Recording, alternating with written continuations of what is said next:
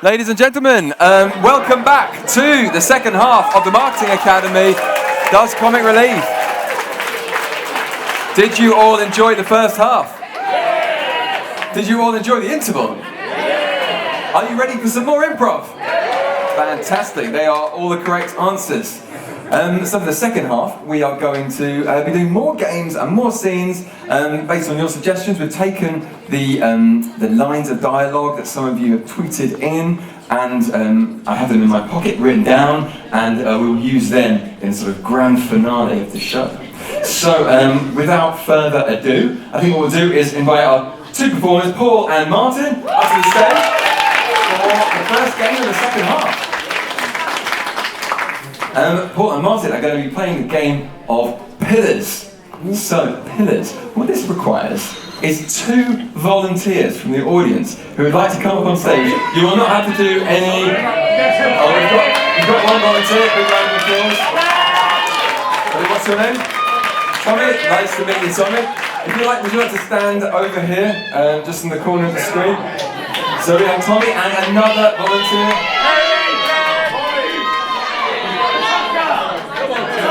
Tucker? Okay, we've got another willing volunteer. Come on stage. What's your name? Kaz. Okay, so we have Kaz. Kaz, if you'd like to stand over here on this side of the stage. Just in. Perfect. So Tommy, you're going to be helping out Martin in this scene, and Kaz, you're going to be helping out Paul in this scene. And throughout the scene, they will they'll be acting out the scene, and at certain points, they will turn to their pillar, their support pillar, and they will ask them to kind of complete the line that they'll be saying. So they will start saying a line of dialogue, and they will kind of leave the end unfinished for them to complete with a word or a phrase or whatever of their choice. Is that clear? Cool. What we will need for this scene is, let's get an occupation, a job that both of them are doing. Proctologist. Vets. Lovely. I heard vets from the back. So Martin and Paul are going to be playing vets, and at any point when they want their line completed, they will turn to their pillar for some support. So can we give them a massive round of applause?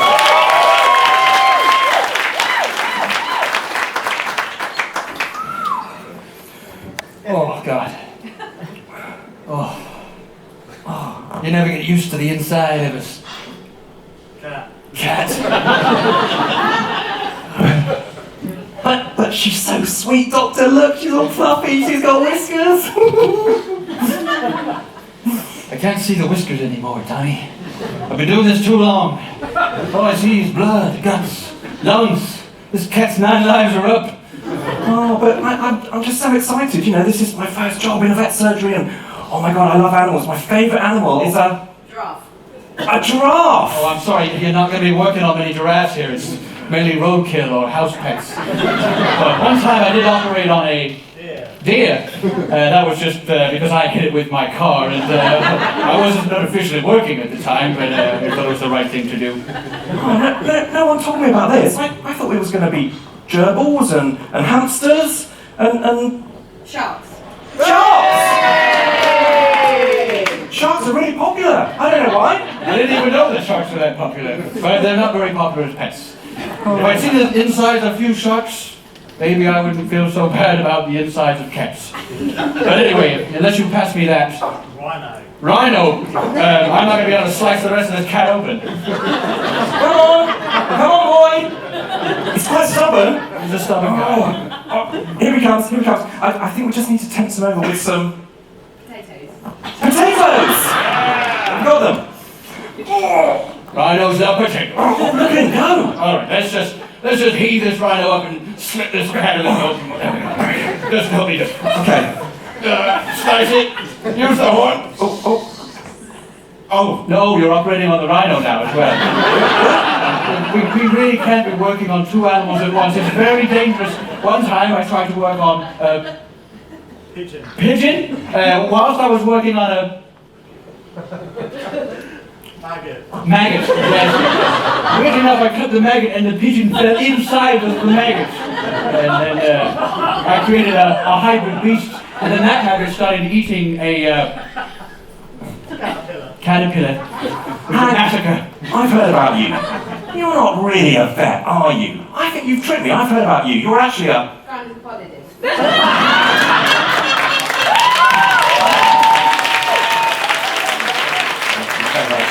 And a big round of applause to Tommy and Kaz. Lovely, thank you for volunteering. Right, lovely. Next up, we've got Stuart and Tony. Let's give a big round of applause to Stuart and Tony. So for this scene, what we're going to do is they're going to be working on something together. They're going to be physically working on something together. And that's going to be inspiring the scene, but maybe they're, so can we get an activity, something that requires a lot of kind of skill? Squash? Squash, okay. So you're going to be playing squash. Okay, so these characters are going to be playing squash. And what are they going to be talking about? What are these characters talking about while they're playing squash? Brain surgery. Okay, so we've got two people talking about brain surgery while playing squash. So let's give them a big round of applause.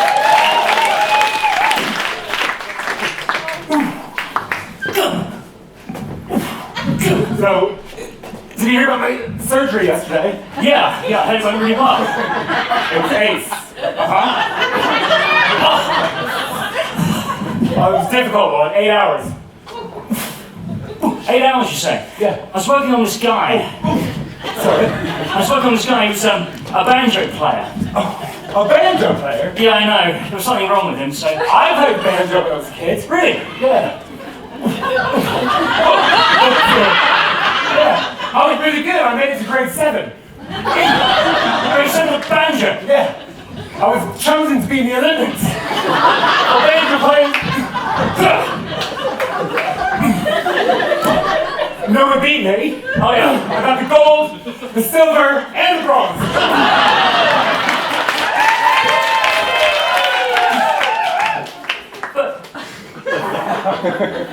If there was no one else playing the banjo, what was the point in the competition?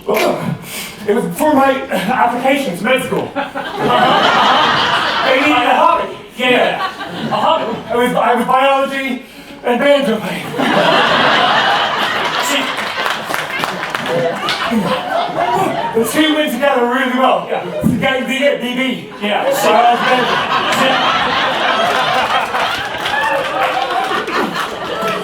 See, I put down mixology.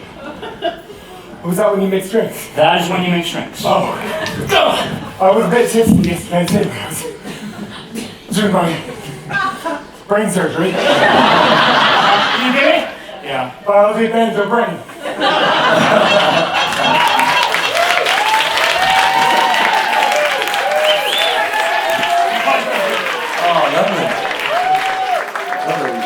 You don't actually need to play real sport to have a workout. You just pretend.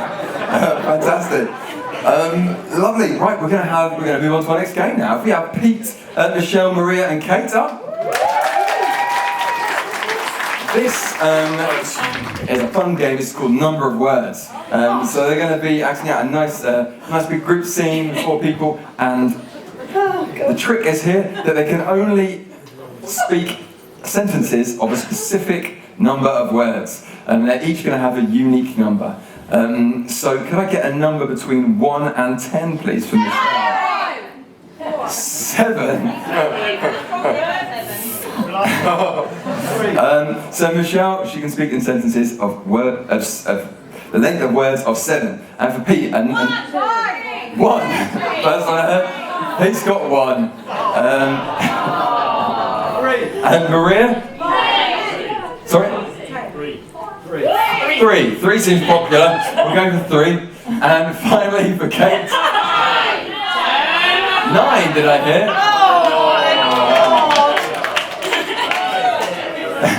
I mean, this game's cruel either way you play it. So just to recap, Michelle? 7. 1. 3. 9. And 9. Cool. So can I get maybe a location somewhere you go on a family day out?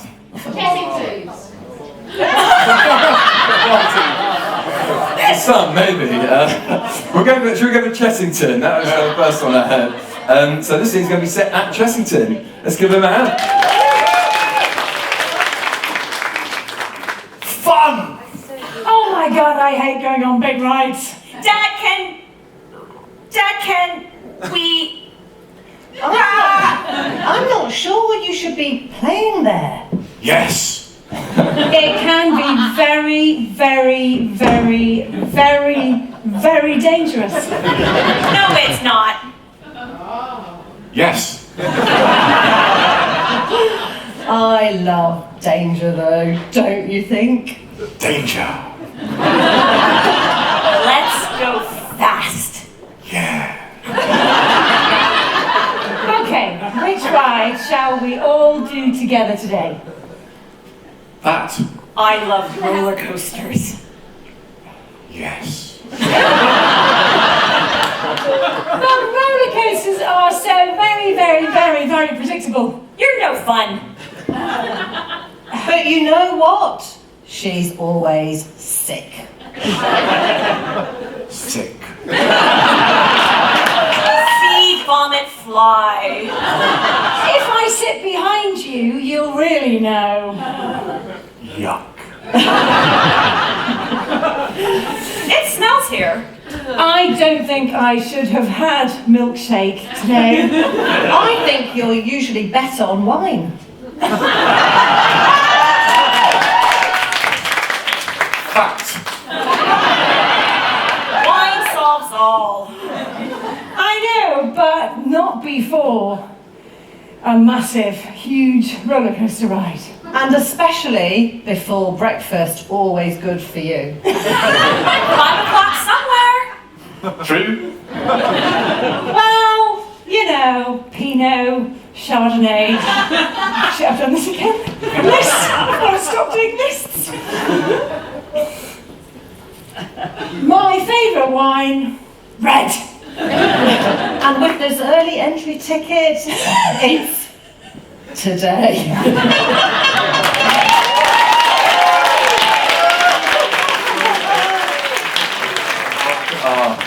Lovely, well done. That is a tricky one. Cool. We've kind of sped through now to our sort of grand finale, which is going to be split into two halves and two different games. So for the first one, who I'm going to need on stage is Cheryl, Mark, Michelle, Otto, Paul, and Elle.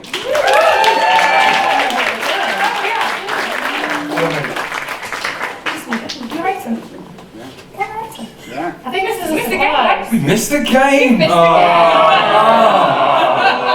what we're This is it's made up on the spot, honestly, it goes wrong. So the next game is Narrator. This is for Cheryl and Alex and Nick. And I thought we sped through. So for this, we're going to see a scene between Alex and Cheryl, and it is going to be commented on by the writer. There is Nick. Nick has written this lovely piece of theatre, which we are going to watch. These are our two actors, and at any point, Nick can chip in with a comment on the line that he's just heard, or the way it's been performed. So what we'll need is a title for this piece of theatre that we're watching. It can be absolutely anything you want. Death at the kindergarten. Death in or death off? Death in? Sure, why not? Why not? Death, I think it was Death at, wasn't it? Death at the kindergarten. So that's the name of this piece, written by Nick. We're going to see a lovely piece of it now. So let's give a big round of applause for Alex and Cheryl.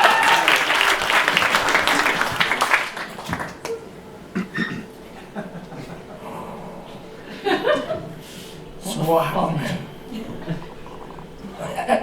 Wasn't me. What do you mean? Oh, something must have happened. A child has died. Immediately, the audience is hit by the reality of the character's situations. We don't pull punches. You were here. What makes you say I was here? Well, you were here. You were here. Already the blame game has started. I don't think you know I was here.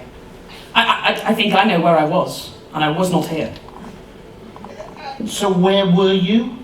I was in the kitchen Okay. making a broccoli mash Okay. for the children. Okay. They laugh. As far as I'm aware, broccoli mash has never killed a child. I think he has sensed a lie. if you ask the children, they will confirm that broccoli mash definitely causes death. They might not like it, but it's rarely, on the death certificate, cause of death, broccoli mash. The actor really knocks it out of the park there. None of that is scripted. He's completely making it up as he goes along. Gestures, movements, silhouette. The actors really elevate it in this scene. I think you're fixating on the wrong thing. I think you're fixating on the wrong thing. We need to know what has happened here and why this small boy in this little blue outfit is lying on the floor, vomiting and dead. You never see the boy. She's literally painting an image with words. I agree, but you're in charge of the nursery. All the children are your responsibility. The police, I'm told, are on their way here, and at some point one of us has to ring the mother. I'm not in charge. And there it is. The ultimatum. I'm not in charge. She's literally hitting the ball back to him. So who is? It's a fabulous question, Stephen. I think you'll find last week in our reviews, you were elevated to manager of the nursery. I wasn't even here. I just got back. You weren't here. Found a dead child. Where were you? You're making broccoli mash. Who leaves all the children in the room alone while they go and make the broccoli mash? Again, gestures. It's all about pointing at this bit.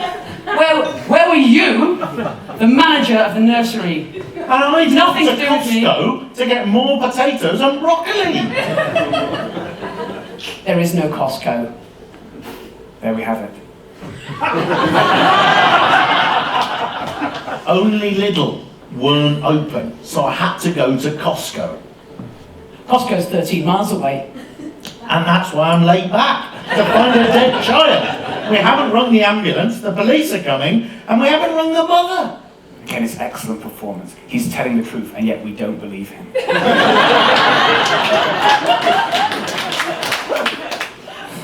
Why are the police coming? The police are coming because someone else came in and screamed. I heard it. That was as I was coming from the car park, just trying to carry the 100-weight of potatoes. And they're getting pretty heavy now, so I'm going to put them down. Look at them now. Both classic in profile. Costumes by pound tape. I know you, and I know how you sound when you're lying. And you are lying. So even if I was here, I still don't know what happened. How did a boy die? A boy in a blue outfit die in our nursery? We've only been open a week. Tension is really quite unbearable at this point. It's exactly as I wanted. Oh, don't pull the vapors on us now. We've got to work out what's going on. We're going to go out of business. I invested our pension in this nursery. He wants the truth. She just wants touch. It always goes this way, darling. Look, we don't have time. The police are coming, the boy's dead. We have to work out a story. However much our love overcomes us, we've got to deal with the fact that we've got a dead child in our nursery. Such an embrace.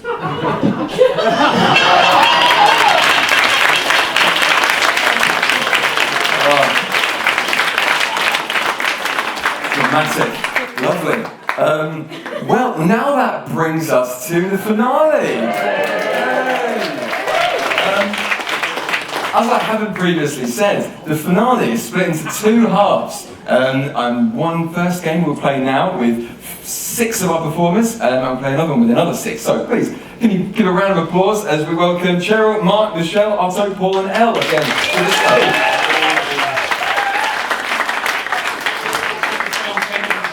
Now, this game is called... This game is called Crossed Lines. So they've made a lovely two, if you'd like to step back a bit, just a little bit, lovely. So the 2 lines at the side of the stage, and I will give them a line of dialogue that has been submitted on Twitter by you lovely people. They don't know what these are, they haven't read them before, I haven't even read them before. I will just hand one of them to each of our performers. Oh, thank you. And what will happen is, one from each side will step forward into the centre and they will read this line of dialogue as if it is the first line that their character is saying in this scene. So for instance, Mark might step forward, Cheryl might step forward, they'll both say their line of dialogue, and then obviously those are two random lines of dialogue and they're going to have to work the scene out from there. It's probably not going to make any sense at all. And then when I hold a horn, they step back and we'll have another two step forward and we'll play another scene with two completely new lines of dialogue. So we don't need any suggestion for this, as you provided it on paper or on Twitter. All we need is a big round of applause.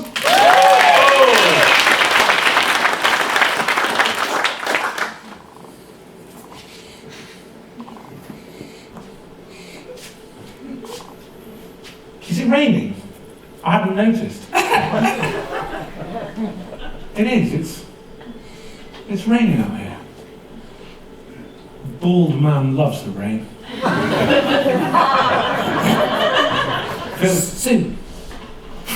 Sue, you're shouting at tea. Yes, I'm shouting, a bald man loves the rain. Somebody told me that. But I am Sue. I shout at tea. I do shout at tea, do I? I know you shout at tea, my sweet. You've done it all your life. It's the most endearing thing about you. But when it rains tea, that's when I get really emotional. I've got bald children. Each one of them loves a cuppa, and they just love the rain. The pitter-patter, the bouncing off their wide foreheads. They say it's like a blessing from what would be God, but they're all atheists. Sue, I honestly don't know how to come in on this scene because this is the most incredible vision you've painted in front of us. I'm just glad we didn't get the fucking dead children. There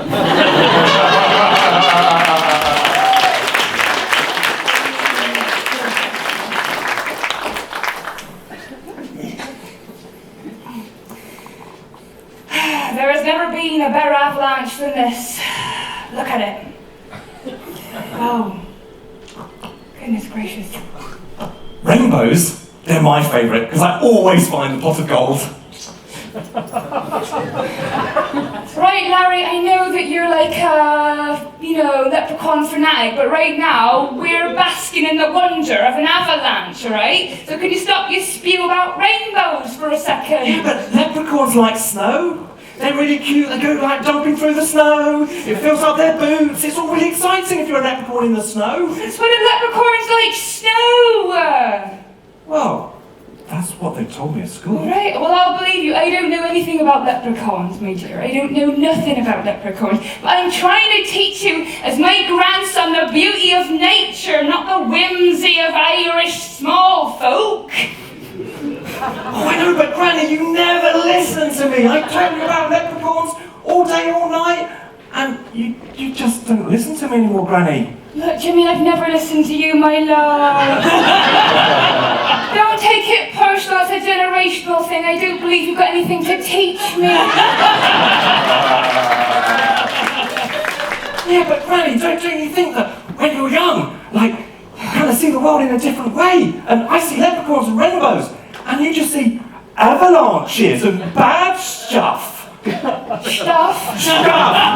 What do they teach you at school, Jimmy? Because if it's leprechauns and stuff, then maybe you should think about something else. Well, here's the thing, Granny, you taught me not to swear, and I nearly went there and I stopped myself.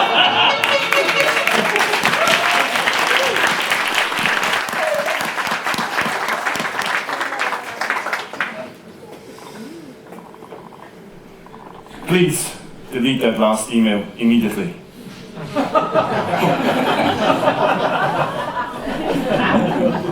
I never that skunks made such excellent in-laws. You should not have written that. Email.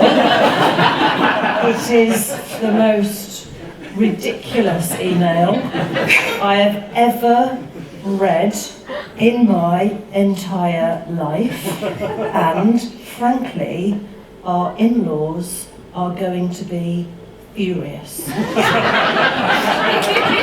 know my in-laws. Furious. I am telling you, skunks, any kind of skunks, in any kind of emails, they are going to go ballistic. Yes, especially when they are coming to our house tonight. You wrote that email, those skunks, and they're now coming to our house, and we're gonna have dinner. What's gonna happen? But Right? I'm not it's not going to be. fine. No. I know all about the dark web. The dark web is our friend tonight. Because the dark web loves skunks. It loves skunks, it hates your in-laws. You have never told me that you know the dark web. I know the dark web. I know the dark web, I know the light web, I know the purple web, I know the yellow web, but most of all, I know the dark web where the skunks live. And we will conquer it tonight. Your in-laws will never know. They will still love you. They will still love me. We will still go on that holiday together to Benidorm, because that is the objective tonight. They never loved me. We love you. They never loved me. I knew it from the first day. We were walking down the aisle and they looked at me as if I was a loser and that you should never have gotten married to You me. are a loser, sweetie, because you just don't understand how to work the dark web.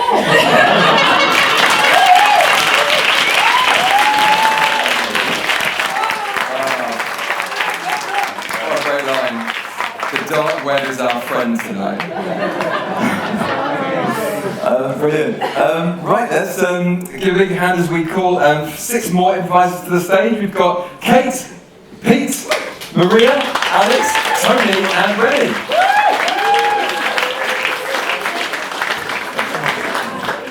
And so this game we're going to play, this game is called Whose Line? And it's similar to the last one, and they will each be given a line of dialogue. However, in this scene, they won't be saying it at the beginning of the scene, they'll just say it at any point during the scene and have to work it into what's going on. So again, I'm going to shuffle these and hand them out.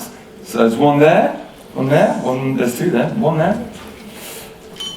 And again, we'll have 2 come forward, do a scene, honk a horn, another 2, again, and then a final scene. And at any point, pull it out of the pocket, read it as if it's your character's line of dialogue, and work it into the scene. So, again, what we'll need is, actually for this, we'll need a suggestion to kind of inspire the beginning of the scene. Can I get one word, any random word in the English language? Birthday.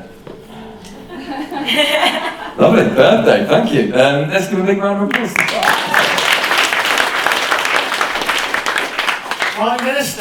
Prime Minister. Look, it's so good to see you. I understand the Russian ambassador left you a special message for your birthday. Tell me more. What did he say? What did he say, Prime Minister? The Russian ambassador doesn't leave birthday messages. His message says, don't fire the nukes. That's all it says. But I heard there was a special code word he gave you. A special message for the nation. I'm hoping he says, stop it, they're all fingers and thumbs. Especially when it comes to the magic button for the nukes. Yeah? He knows you too well. He knows, I'm not trying to flatter you here, but you are a little incompetent Prime Minister, and it might be the Russian ambassador has discovered that. And why would he be worried about the incompetence of the British Prime Minister? It's not like they ever do anything useful. But Prime Minister, you remember, when you spoke to the nation, you won a majority, you stood on that platform and you said these words, "You are amongst the funniest things I have ever seen." And you know you meant it to the nation. You meant to the nation. That's why they voted for. Well, they voted because I think you're a bit of a joke and they thought, you know what, we are a funny nation. And we're all in this shit together. That's what they understood. Well, Prime Minister, with you being fingers and thumbs, we really are in the shit, aren't we? Absolutely.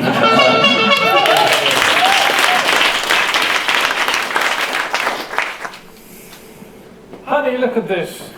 There's a piece in the paper about me. Oldest man in the UK. I I did it! I know! Congratulations, darling. I'm so pleased we got you some PR. The thing is, I wanted you to be in the limelight just for a bit. Oh. You know, just for once, for it all to be about you. Living my old acting days back in my youth. Yeah, and a newspaper piece and about to be me, the oldest. I know, it's fantastic, because I was kind of hoping that would come out. Thank goodness it did before my news came out. Oh, you've got some news, honey. What's it? Yeah. Would you like to share it with me? Well, it's going to be in the papers tomorrow. But I'd love to hear about it now. It's going to be in every newspaper tomorrow. Can I hear about it? Can I have a little preview before it goes in the paper? It's going to be on the BBC News. But I'm your father. I'd like to hear about it from you. I know. I think you're going to be really disappointed. Well, let's hear it and Like, really. The thing is, Dad, I'm having Boris Johnson's baby.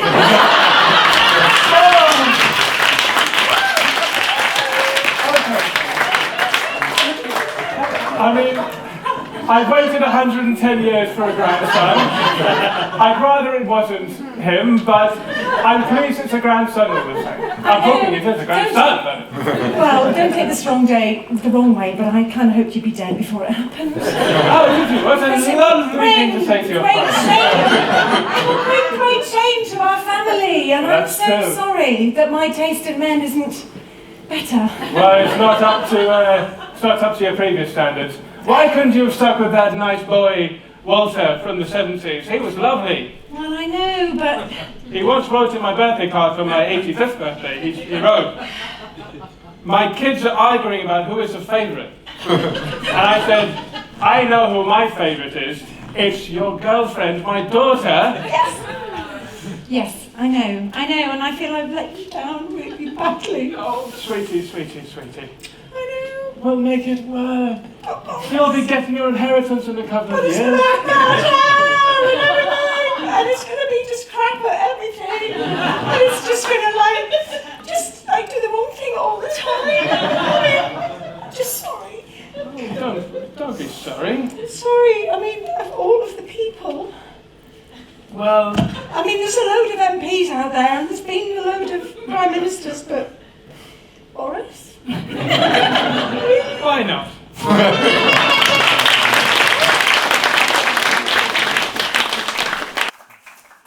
So I think I've got everything ticked off the list.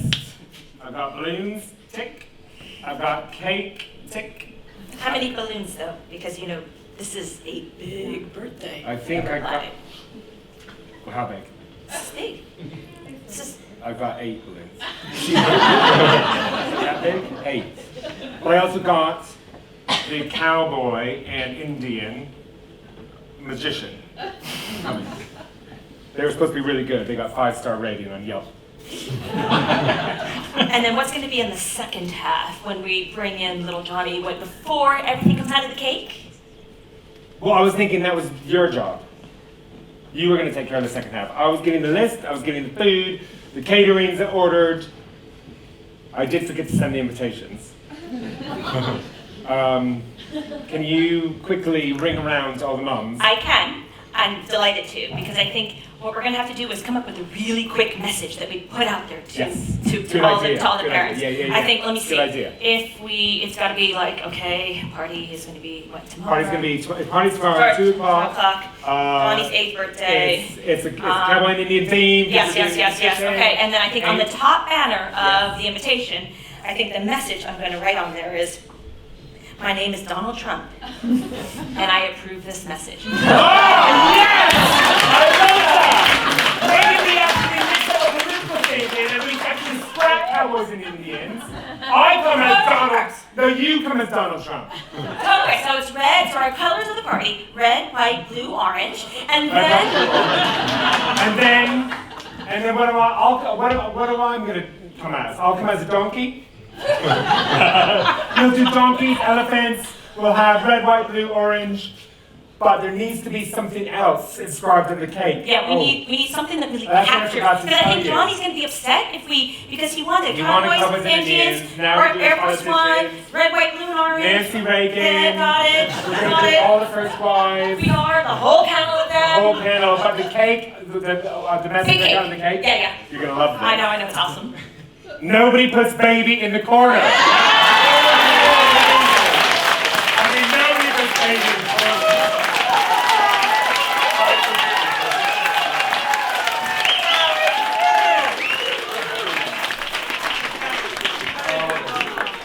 Lovely, well done. Well, that brings us to the end of our show.